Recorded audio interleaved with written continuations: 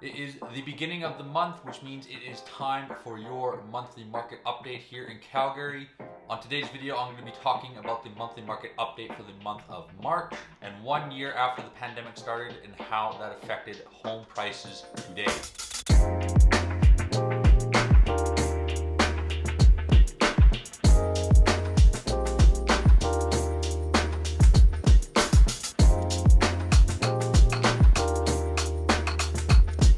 Hello everyone, my name is Ryan Hawkins and I'm a local real estate agent here in Calgary, Alberta, and welcome back from your long holiday of Easter. I hope you had all the food and you got all the chocolate. I know I sure did. I am still in a food coma. In today's video, we are doing the monthly market update for March of 2021, and something that I haven't done on this channel yet is wear my glasses. I want to make sure I give you every single detail possible and the correct information for this market update because we have lots to unpack, so let's get into it. Obviously, we know that this time last year in March, we all know what happened. The pandemic had just started, which means it was complete lockdown here in the city of Calgary, which heavily affected the sales for the month of March in 2020. So it is no surprise that in March of 2021, that sales are significantly higher. However, at 2,903 sales for the month of March, this is our highest March total since 2007. Now on this side here, I am going to be bringing up some quick stats here for you to give you a visualization of what I am talking about here. Now this is for everything overall, not anything specific. We'll be diving into each property type later. Starting at the top, and like I said, a big number for the month of March here in Calgary. As you can see, it just absolutely skyrocketed with at 147%. This is year over year, so looking at March 2020 versus March 2021, it is really no surprise that this is such a big gain because, as I said before, it was complete lockdown, which resulted in a mass decrease of sales. Obviously, I truly do suspect that this trend will continue into the next couple of months, as we were also locked down during that time and we really didn't know what was going to happen. Moving on, we got our new listings that are up 83.5%.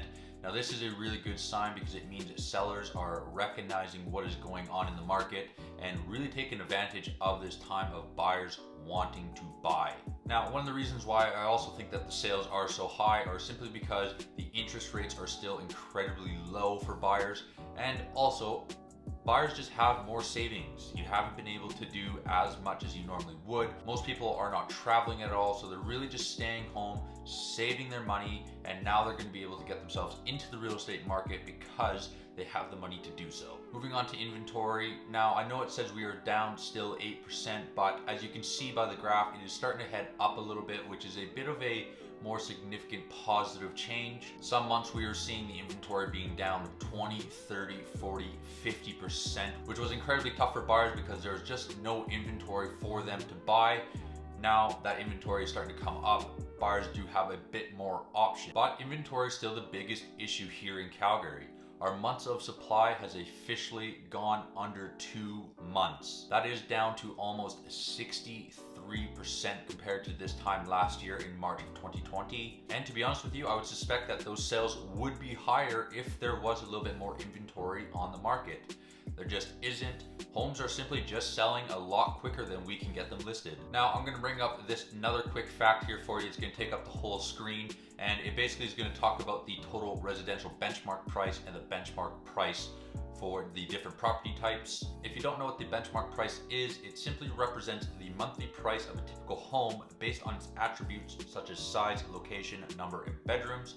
Now this is significantly different from the average price or the median price. You will see that this number is higher or lower based on the area that you go into.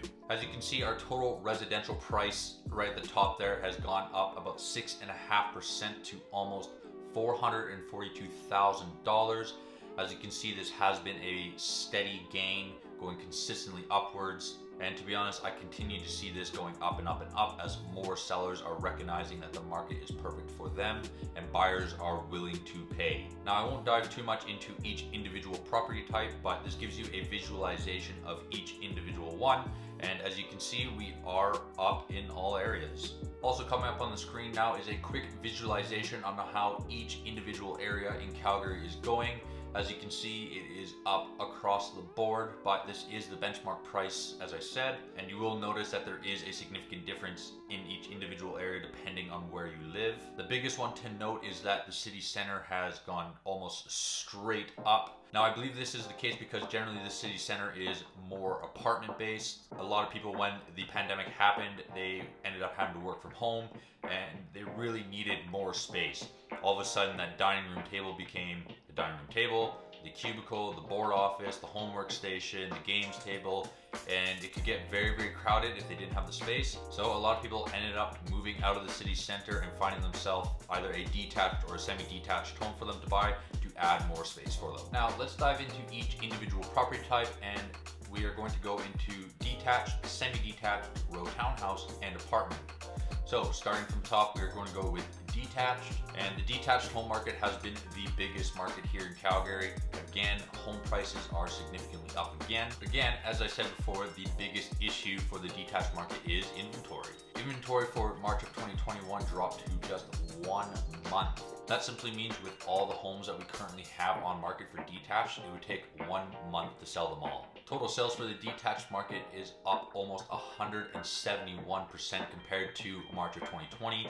Now again, this is no surprise to me as, like I said, everything got completely locked down in March, which did result in a massive reduction in sales, and I do see this trend continuing to happen for the next couple of months. The biggest thing here for the detached market is that the days on market is down to just 36 days. That is the year to date. And again, this reasoning is simply because buyers have low interest rates, they're having more savings, and they're wanting to get into the market. And the market for a detached home at the moment is very, very competitive, meaning that a lot of buyers are just putting in multiple offers for multiple homes just to see which one will stick. To give you a visualization of what is going on, I'm going to bring up these two graphs here for you. It shows you the detached sales and the detached new listings, and as you can see, with the red line going straight across, that is our 10-year average, and this is the best sales and new listings month since 2014. Again, bringing up this graph here, this is going to show our detached months of inventory, and as you can see, for the majority of last year and the beginning of this year, it's taking a bit of a nosedive. It's continuing to go down. Now, do I think that this trend is going to continue? It's really hard to say. I think a lot of sellers are going to really recognize what's happening with the market, especially with such an explosive growth this past month. However, the biggest issue that they're going to face is that if they sell, they're more likely going to have to buy, and they're going to struggle and continue to have the same problems as every other buy is happening, is that there just isn't enough inventory for everyone. Now moving on to semi-detached, it is more or less the same as the detached market. Sales are up significantly, but the inventory is still really down. What's really going on with the semi-detached market is that the new listings just weren't there, so therefore the low inventory dropped even more. This is simply because a lot of buyers who are looking for a detached home are recognizing that there isn't a lot of inventory for them, which now is trickling into that semi-detached market, which is why you're going to see a lot more sales and new listings. I do think in the next coming months you are going to see this new listings go up a bit. Now this might result in more sales, and meaning that the inventory is still going to stay down. Pulling up these two graphs here to give you another visualization of it. This was the best month for March since 2014 if we were looking at our 10-year average. As you can see, it is way above. New listings were slightly above that 10-year average, is the best since 2019, relatively 2 years ago. But again, bringing up this next graph, this is our months of inventory, and like the detached market, it is gone completely down. And as I said before, I do think new listings are going to go up, so that does mean there are going to be more sales and the inventory is going to drop. To give you an idea of how far the months of supply fell for the semi-detached market, it fell to below 2 months for the first time since 2014. Moving on to a row townhouse. Now, I love row townhouses. I think they're absolutely great. If you're someone who is wanting to maybe live on the inner city, you still get more space than an apartment, but you don't have the total responsibility of a detached home, meaning that there is a lot of yard work or there's a lot of space for you to clean up. Now the row townhouse market is again just echoing the other semi-detached and detached markets. And again, with buyers not able to get into a detached home or a semi-detached home, they are looking into a row townhouse. Now the row townhouse market has taken a bit of a while to see the tightening, not like we've seen with the detached or the semi-detached, but as I did just say before, the buyers aren't able to get into a detached or a semi-detached are moving into a row townhouse, which you're starting to see a significant impact on the price. The benchmark price for a row townhouse at the moment is just below $289,000, which is an increase of just almost 3%. I do highly recommend buyers looking into a row townhouse. I think they're absolutely great, especially if you want to get yourself out of a small, tiny apartment, but you can't get yourself into a bigger single family home. I think a row townhouse is a great alternative for you to have just to get yourself into the market. Now bringing up our 10-year average, take a look at these two graphs here. As you can see, with both sales and new listings, they are well above that 10-year average. Sales, this is the best time since 2014, and new listings, this is the best since 2 years ago in 2019. And for the first time since 2014 is the first time that we've seen that the row townhouse month of inventory fall below 3 months. Now moving on to the apartment market. The apartment market for the longest time was our biggest outlier. Lots of new listings, not a lot of sales. The months of inventory went way up. And again, this is simply because when the pandemic started, a lot of people ended up working from home and the dinner table became that boardroom, the games room, the dinner table, the homework table, and everything got really, really tight very, very quickly. So people were wanting to get out of that cramped space into a bigger home and needing a home office, which a lot of apartments don't have, especially if you live in a one-bedroom apartment. But we did see some significant growth this month for apartments. Pulling up these two graphs here, as you can see, the apartment sales are just slightly above the 10-year average, this being the best month of March since 2014. But again, new listings are still way up. If buyers are able to get out of an apartment and into a bigger home, that is the most preferred method for buyers at the moment. Bringing up the months of inventory, as you can see though, it is starting to go a bit down. As before you saw it going up and up and up, and now it's going a bit down.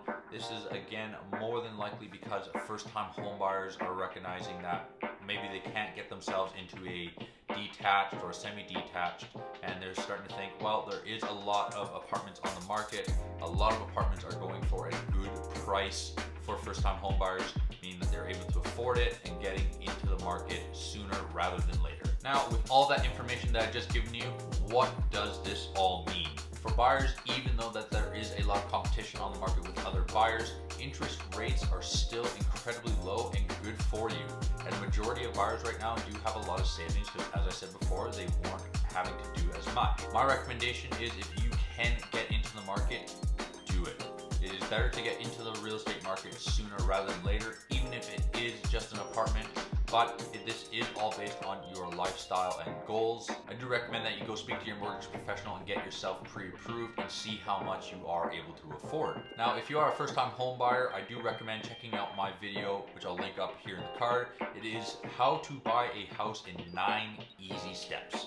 I simply just walk you through the beginning, middle, and end of an entire real estate transaction for you, so that when you are ready to buy a house, you are more informed and ready to make better decisions. And for sellers, it's really self-explanatory. We need more homes on the market. We just simply do not have enough inventory to cater to all the buyers. If you're someone who's looking to move up in house or move down in house, now is a great time to sell, simply because buyers are looking to buy and they're willing to pay the price for your home. But before you do decide to list your home, watch this video here that I'm linking up in the card, and it is talking about the 5 biggest seller myths. Selling a home today is a lot more than taking good photos and posting it on the MLS. With these 5 seller myths, I'm going to break down every single myth there is out there, so again, that you are better informed and you're going to make better decisions. Alright everyone, that's all I have for you today. I hope that market update for the month of March 2021 provided you with a lot of information with what is going on in the real estate market here in Calgary. I post a monthly market update every single month at the beginning of the month, and if you'd like to join my